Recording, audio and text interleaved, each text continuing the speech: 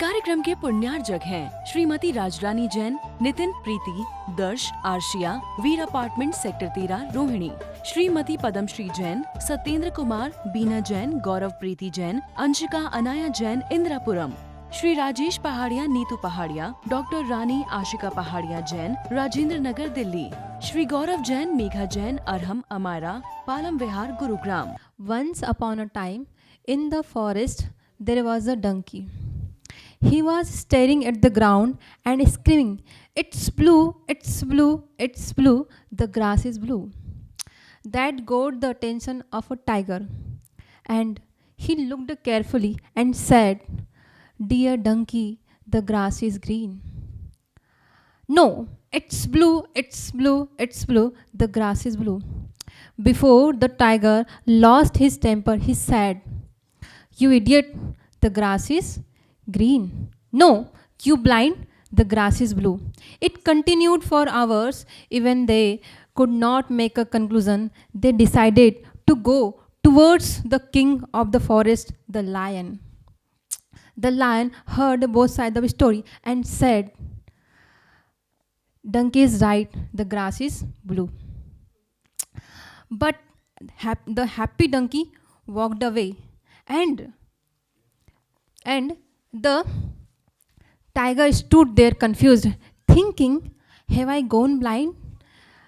Is the lion drunk?" The lion understood the predicament of a tiger, and he said, "Dear tiger." He walked towards the tiger. He put his hand around his shoulder, and he said, "Dear tiger, indeed the grass is green, but you are a tiger and you wasted hours of your time debating with a donkey. Don't you think you have better to do with your time?" Was a story told by my Gurudev, and I am not saying I am a tiger. I am surrounded with the donkeys. I mean, you too surrounded with the donkeys, because metaphorically, donkeys that pull us in debates, in discussions, donkeys that make us self-doubt at crucial junctions of your life, donkeys that drain your energies. महानुभाव, जीवन में आपको कई तरह के लोग मिलते हैं। कुछ लोग काम के होते हैं, कुछ लोग काम खराब करने वाले होते हैं, लेकिन दोनों तरह के लोग मिलेंगे तो ही जीवन की उपयोगिता आपको समझ में आएगी। जैसे गुलाब का फूल जो है, उसका आनंद व्यक्ति जब ले पाता है जब उसको एक आधा कांटा लग जाता है, क्योंकि परिश्रम के बाद कोई वस्तु मिलती है तो वह महत्वपूर्ण हो जाती है, और सीधे सीधे मिले तो उसका महत्व नहीं रहता। जैसे बचपन में हम सभी ने अपने माता पिता से बहुत सारी वस्तुओं को लेने की जिद करी, और आज जब आपके बच्चे आपसे मांगते हैं तो आपको लगता है कि उस समय हमारे माता पिता से हम मांग करते थे तो वो मना करते थे, तो उसका कारण क्या होगा। इसी तरह से जिंदगी है, और जिंदगी का नाम ही संघर्ष है, जिंदगी का नाम ही विश्रांति है। जिंदगी में तरह तरह के लोग मिल रहे हैं, इसलिए जिंदगी है। क्योंकि मैं तो हमेशा एक बात कहता हूँ कि यदि आपकी लाइफ लाइन को चेक किया जाए और वो तिरछी विरछी चल रही है तो आदमी सही चल रहा है, और सीधी हो जाए मतलब आदमी डेड हो जाएगा, कहीं का नहीं रहेगा। तो सीधे सीधे आदमी भी ज़िंदगी में मिलेंगे तो लाइफ भी कुछ मनोरंजन नहीं रह जाएगी। कुछ कहते हैं ना, मीठा मीठा खा के भी इंसान परेशान हो जाता है, कुछ नमकीन चाहिए। और आजकल नमकीन भी कौन सा पसंद करता है व्यक्ति? जो खट्टा मीठा होता है, कि नमकीन में कुछ खट्टा मीठा भी हो, थोड़ी मिर्ची भी हो, थोड़ा मिठास भी हो, और कहीं नहीं होता लोग तो क्या करते हैं, गुड़ शक्कर डाल के खाना चालू कर देंगे। ये भाई नमकीन होना चाहिए। तो दुनिया में बहुत सारे लोग पाए जाते हैं, लेकिन उसमें 4 तरह के मुख्य लोग पाए जाते हैं। एक होता है मक्खी चूस, पहले नंबर का होता है मक्खी चूस, दूसरे नंबर का होता है कंजूस, तीसरे नंबर का होता है दाता, और चौथे नंबर का होता है उदार। कितने तरह के लोग हो गए? 4 तरह के। पहला मक्खी चूस, दूसरा कंजूस, तीसरा दाता, और चौथा उदार। बोलते ना उदार मना, दातार, कंजूस और मक्खी चूस। बचपन में पिक्चर देखी थी मैंने, आप सबने भी देखी होगी। उसमें एक आदमी जो है, यदि चाय में मक्खी गिर जाती तो, हमने देखी थी, मतलब 30 साल पुरानी बात होगी, 32 साल पुरानी में हो सकता है। वो पिक्चर का नाम मैं लूंगा तो अच्छा लगेगा, इसलिए आप समझ सकते हो सारे। तो बताना चाह रहा हूँ सारी की सारी बातें, कि आपको बता रहा हूँ कि ये पिक्चर में देखा था, ये पिक्चर में तो खाली काल्पनिक बात होती है, लेकिन हकीकत में हो रहा है। कि मक्खी चूस कैसा होता है कि चाय में मक्खी गिर जाए तो चाय नहीं फेंकेगा, और ये स्थिति है। यदि किसी के पानी के गिलास में मक्खी गिर जाए तो आदमी पानी को फेंक देता है, लेकिन 5 किलो घी में मक्खी गिर जाए तो 50 ग्राम घी को फेंक देता है। घी को फेंकता नहीं है, 50 ग्राम घी को हटा देगा। ये मक्खी वही है, लेकिन पानी में गिर गई तो पानी फेंक देगा, लेकिन घी में गिर गई तो घी को नहीं फेंकेगा। तो पहला है मक्खी चूस। मक्खी चूस कैसा होता है? जो ना खुद खाता है, ना दूसरों को, ना खुद भी खाएगा। कहते ना कि चमड़ी जाए पर बहुत कुछ है। और यही लोग अगले जन्म में, कहते हैं ना, बचपन में कहते थे कि ज्यादा करेगा तो अगले जन्म में सांप बन के रखवाली करेगा। और ये वही लोग हैं जिन्होंने ना खाया है ना खाने दिया है। कई आदमी दुबले क्यों हैं? कि ना खुद खा पा रहे हैं, ना दूसरों को खाने दे रहे हैं। इसका मतलब कि जो दुबले पतले आदमी वैसे ही होते हैं। सर को उदाहरण दे रहा हूं कि कई सारे लोग ऐसे हैं जो खुद भी नहीं खा रहे और ना दूसरों को, क्योंकि वो यही देख रहा है। क्योंकि जिस व्यक्ति को अपनी थाली का मजा नहीं लेता, दूसरे की थाली को देखता है, वह कभी सुखी हो ही नहीं सकता। तो पहला है मक्खी चूस।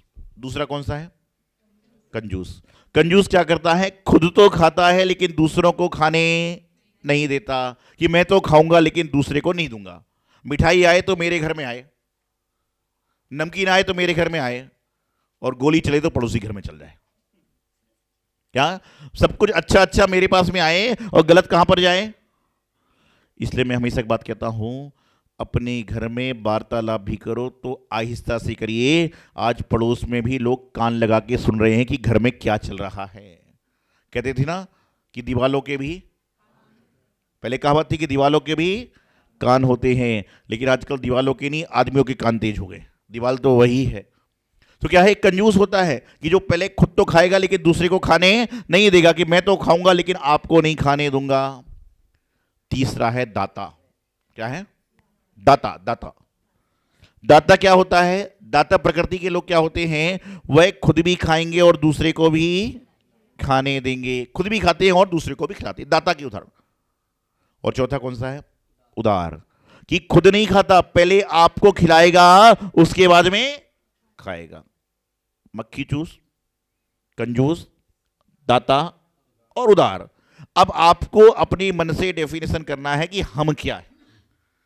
मक्खी चूस हैं, कंजूस हैं, दाता हैं कि उदार है। ये आप, मैंने एक बार बोला प्रवचन में कि भाई मक्खी चूस हो, कंजूस हो, दाता हो, उदार हो। एक आदमी खड़ा हो गया, महाराज जी मैं उधार हूं। एक आदमी खड़ा हो गया, मैं उधार हूं। मैं तो समझ गया कि उदार नहीं उधार बोल रहा है, लेकिन बाकी लोगों ने महाराज ये अरे मैंने कहा उदार नहीं उधार। क्या है? उधार है। संसार में यही चल रहा है कि आज लोगों की कमी नहीं है। कहते ना एक ढूंढने जाओ 5 आपको फ्री मिल जाएंगे। एक यदि धर्मात्मा ढूंढने जाओगे तो मंदिर में 5 भी मिल जाएंगे, और एक दुरात्मा ढूंढने जाओगे तो मंदिर में 10 मिल जाएंगे। धर्मात्मा कम मिलेंगे, दुरात्मा ज्यादा मिलेंगे। तो जीवन में मक्खी चूसों से दूर रहो, वो तुम्हें खाने नहीं देगा। कंजूस एक बार ये होगा, खुद खाएगा लेकिन छोड़ देगा। लेकिन आप क्या करिए? मक्खी चूस कंजूस ना बने, बल्कि क्या बने? दाता बने, कि खुद भी खाएं और दूसरों को भी खिलाएं। कहते ना, प्रभु इतना दीजिए जामे परिवार समाए, मैं भी भूखा ना रहूं और हमारे परिवार में भी कोई भूखा ना रहे। ये भावना भाई, क्योंकि भावना ही भव का नाश करती है और भावना ही भव का वर्धन करती है। ये तो संसार का चक्र है। ये आज है कल नहीं रहेगा, और कल है और परसों फिर बदल जाएगा। 2009 में हमारा चौमासा रायपुर हो रहा था। आप सभी जानते हैं, जो मुनीश्वर तीर्थ के अध्यक्ष भी हैं, हमारे अन्य भक्त हैं, संतोष जी काला, सभी जानते हैं। काफ़ी अच्छे विचारक भी हैं, गुरु भक्ति भी हैं, दानवीर भी हैं, उदाहरण बना भी है। तो ऐसे हम लोग बैठे थे, तो आदत है कि जहाँ अच्छी बातें होती हैं वो सुनना चाहिए, चाहे कोई भी सुनाए, और काफ़ी विचारक भी हैं वो। तो वहाँ पर क्या हुआ कि बैठे थे हम लोग, तो ऐसी बात चल रही थी, तो उन्होंने एक बात बोली, मुझे हमेशा याद आती है, मैं हमेशा बोलता हूँ। उन्होंने बात क्या बोली कि जब दुख आए इंसान को, जब समस्या आए इंसान को, जब परेशानी आए इंसान को, तो एक बात नोट कर ले। तो बोले, सब लोग बोले क्या? यह वक्त भी बदल जाएगा। क्या? यह वक्त भी बदल जाएगा। जब ज्यादा सुख हो जाए तो भी पढ़ना कि यह वक्त भी बदल जाएगा, और जब ज्यादा दुख आ जाए तो ये वक्त भी बदल जाएगा। ये बात संतोष जी ने उस समय कही थी कि वक्त तो बदलता है। जो आज आपके आलोचक हैं, जो आपके आलोचक हैं, कुछ प्रसिद्धि मिल गई तो सबसे पहले आपके पड़ोसी हमदर्द वही बन जाएंगे, और यदि कुछ गलत हो गया तो हमदर्द की गोली भी छुड़ा लेंगे। जो हमदर्द आपके बन रहे हैं, ये आलोचक जो लोग हैं, ये कब प्रशंसक बन जाए कोई बात नहीं, और कब प्रशंसक आलोचक बन जाए कोई बात नहीं। इसलिए क्या करना है, अपने मन को स्थिर करो, अपने विचार को स्थिर करो, अपने भाव को स्थिर करो। नहीं तो बस संसार में तो सब जी रहे हैं, लेकिन खुद के लिए कितने जी रहे हैं, ये महत्वपूर्ण हो रहा है। बोले जी भर के खाया, जी भर के पिया, लेकिन जी भर के तुमने खा लिया, उसके बाद अगले बार भूख क्यों लग रही? जी भर के पिया, फिर अगले दिन पानी की प्यास क्यों लग रही? नहीं तो भजन आता ना, जिया कब तक उलझेगा संसार विकल्पों में, कितने भव बीत चुके संकल्प विकल्प। ना जाने कितने भाव बीत चुके संकल्प में, विकल्प में, और कब तक जिया, मन कब तक उलझेगा। और ये मन तो ऐसा है कि आप दर्शन करने आए, महाराज ने कहा आइए बैठिए, महाराज जी जैसा कोई साधु नहीं है। क्या? महाराज जी जैसा कोई साधु नहीं है, हम तो धन्य हो गए इनको गुरु बनाकर। और बहुत सारे लोग बैठे हैं, आप आए, नमस्ते महाराज जी। महाराज ने ध्यान नहीं दे पाया। कर में अष्टद्रव्य को लेकर अर्घम निर्पामती स्वाहा, नमस्ते महाराज जी, नहीं ध्यान दे पाए। नमस्ते महाराज जी, मैं जा रहा हूं, घर में काम है, नहीं देख पाए। अरे मैं कहां चक्कर में पड़ गया यार, इतनी देर से नमस्ते नमस्ते करो, क्या है? अरे कल तक तो कह रहे थे इनसे अच्छा कोई नहीं, और आज मतलब मन के हिसाब से काम चलता है क्या?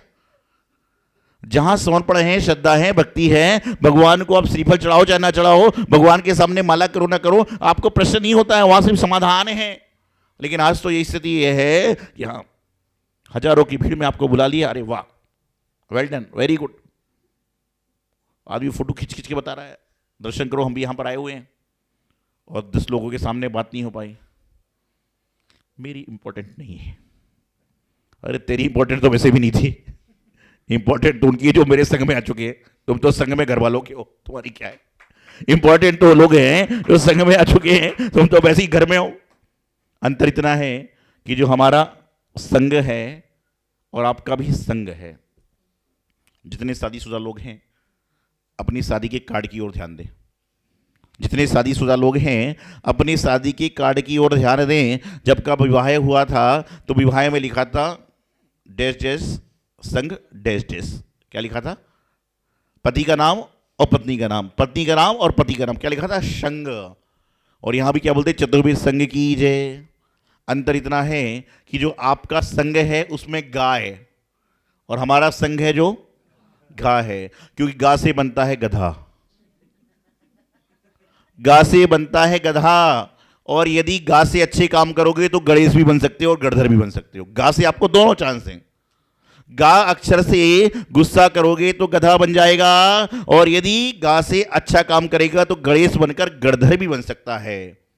और घा से बनता है घर। क्या होता है? घा से बनता है घर। और यदि अच्छे से घर में रहकर सन्यासी बनेंगे तो जो कहते हैं 14 राजू घन लोग, उसको भी पार करने की क्षमता मनुष्य में है। घन घन करके निकल जाएगा और सारा काम हो जाएगा। क्योंकि घा से बनता है घर और घा से बनती है घंटी। और हमारे पास तो घंटी है और दिन प्रतिदिन घंटी बज रही है वह चेताती है कि चेत जाओ भाई। ये रोज रोज जो हम न्यूज़ देखते हैं ना, आप सब देखते हो, ये फलाना आदमी सोता सोता ही चला गया, सिर्फ अफसोस रह जाता है। यही अफसोस एक समय के बाद, हम सभी के जाने के बाद लोग करें फलाना आदमी चला गया। और ये तो संसार का चक्कर है, चला चली का मेला है। कोई आज जा रहा है, कोई कल जा रहा है, कोई परसों जा रहा है। जो आया है सो जाना निश्चित है, लेकिन इन चला चली के मेले में आप क्या कर पा रहे हो, ये महत्वपूर्ण है। नहीं तो बस एक 9 बार नमो ग्रंथ की जाप कर लेंगे कि अच्छा आदमी हमारे बीच में चला गया। और ध्यान रखना, अच्छे बनने के लिए इंसान को मरना पड़ता है। कि जीते जी कोई नहीं बोलता कि फलाना बहुत अच्छा आदमी है। अच्छा मुझे बताइए, इतने सारे लोग बैठे हैं, सैकड़ों की तादाद में लोग मुझे सुनते हैं, हजारों की तादाद में लोग सुनते हैं, और यदि उतने लोगों में ये कह दिया जाए कि ये स्वर्गीय व्यक्ति आ गया, स्वर्गवासी व्यक्ति आ गया, तो फिर क्या होगा? जाना सारे स्वर्ग जा रहे हैं, लेकिन कोई स्वर्गवासी व्यक्ति आ जाए तो लोग क्या बोलेंगे? यहां से भागो। ये हो रहा है। इसका मतलब स्वर्गवासी के साथ में रहना नहीं चाहते तो नरकवासियों के साथ रह रहे हो, मोक्ष तो मिलना ही नहीं है भाई। जब स्वर्गवासी के साथ में उठना बैठना रहना नहीं चाहते हो तो फिर नरकवासियों के साथ में रहना पड़ेगा। जीवन में समझिए क्या हो रहा है, क्योंकि यहां पर तो कहते ना कि जैसे ही कोई आदमी गया तो क्या हो गया? स्वर्गवासी हो गया, शांत हो गया, चल बसा। जीवन में पता नहीं कौन सी बात आखिरी हो, जीवन में पता नहीं कौन सी रात आखिरी हो। इसलिए जीवन में जो 4 तरह के लोग हैं, मक्खी जूस, कंजूस, दाता और उधार, और ज़्यादा करोगे तो बन जाएगा उधार। तो जो 4 प्रकार के लोग हैं, अपने मन में डेफिनेशन कीजिए हम क्या है। यदि आप मुनि को दे भोजन फिर करे, मुनि को कराए भोजन दे फिर करे भोजन वाला था ना, मुनि को कराए आहार फिर भोजन करता है, वह समझ के चलना कि उदार है। क्योंकि पहले उस घर का भोजन अपने आप शुद्ध हो जाता है, जहां पर पहले भोजन मुनि की अंजलि में डाला जाता है और बाद में घर की थाली में डाला जाता है। उस घर में कभी भोजन वाले को फूड पॉइजन नहीं हो सकता। उस घर में कभी वाटर में इन्फेक्शन नहीं हो सकता। जहां पे आके पहले मुनि महाराज की अंजलि में जल डाला जाता है, और जिनकी यहाँ की पुरुष वर्ग महिला वर्ग जिन मंदिर में जाके श्री जी का अभिषेक करते करती हैं, उनके घर में कभी पानी में खराबी नहीं आ सकती।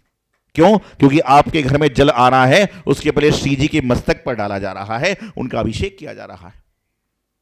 और नहीं तो आए दिन सुनते हैं फूड पॉइजन हो गया, पानी में इन्फेक्शन हो गया, दवाई अक्सर कर जाती है इंसान को। तो कारण उसका यही है कि आपका जो फूड है वह फूड ही है, भोजन नहीं है। और जो साधु के आहार को देता है, रेणसार ग्रंथ में आचार्य कुंद कुंद स्वामी महाराज कहते हैं कि जो मुनि महाराज के आहार के बाद शेषान्न को ग्रहण करता है, उसको नियम से अच्छी गति की प्राप्ति होती है।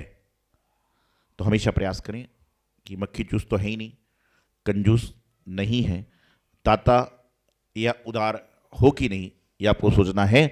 और दाता और उदार नहीं बने तो फिर उद्धार नहीं होगा, और उद्धार नहीं होगा तो उधार का जीवन जीना पड़ेगा। तो इसे उधार का जीवन ना जिए, अपने आप का जीवन जिए और अपने काम को सफल बनाएं। यही मंगल शुभ भावना आचार्य गुरुदेव सिद्धांत सागर जी।